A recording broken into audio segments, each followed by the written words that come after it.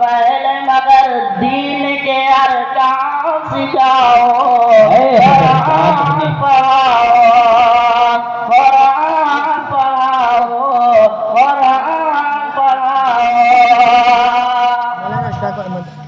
तुम शुक्र करो रब का मदारिस भी चलते, शुक्र करो रब का मदारिस भी चलते, पढ़ लिख के यहाँ दीन के दाई है निकलते, पढ़ लिख के यहाँ दीन के दाई है निकलते। घर घर में यजीद, घर घर में यजीद जाके तुम ऐलान कराओ, कुरान पढ़ाओ।